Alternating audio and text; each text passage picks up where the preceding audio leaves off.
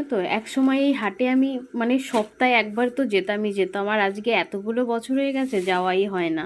তো আজকে অনেক বছর পর গেছিলাম একটু আমাদের হাটে। আর হাটে গেলেই বোঝো, জানি না অনেকে হাট চেনো কি চেনো না, আমাদের এইদিকে কিন্তু মানে গ্রামের দিকে হাট বসে। তো অনেক বড় হাট থাকে, আর সব গ্রামে টাটকা টাটকা সবজি নিয়ে বসে। ওইখান থেকেই দেখো, এই যে একটা লাউ নিয়ে এসেছিলাম, এটা গোটা নিয়ে এসেছিলাম, একটা হাফটা দিয়ে দিয়েছি মল্লিকাকে, আর এই যে হাফটা আছে। আর এইখানটায় 1 কেজি টমেটো, ভাবো 10 টাকা করে টমেটো নিয়ে এসেছি। এই যে 1 কেজি বেগুন, এটাও 10 টাকা নিয়েছে। এই যে 10 টাকার লতি, মানে যা যা নিয়ে এসেছি 10 টাকার।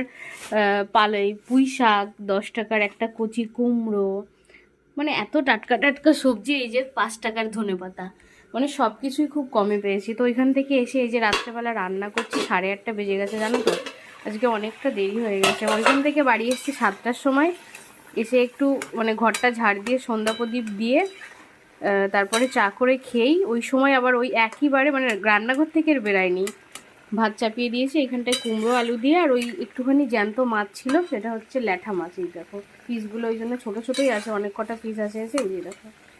তো ওইটা দিয়ে একটুখানি এই যে কুমড়ো আলু দিয়ে তরকারি করছি, আর এইখানটায় একটা বেগুন ভাজা করে নিয়েছি। আর সকালের কটা খুদের ভাত ছিল, ওইটাকে একটু গরম করে নিলাম। এই যে আলু সিদ্ধ দিয়েছিল, ওটা গরম করে নিয়েছি। আর এই যে এখানটায় ভাত করেছিলাম, তবে ভাতটা আমি আর খাবো না, খুদের ভাতটা দিয়ে আমার হয়ে যাবে খাওয়া।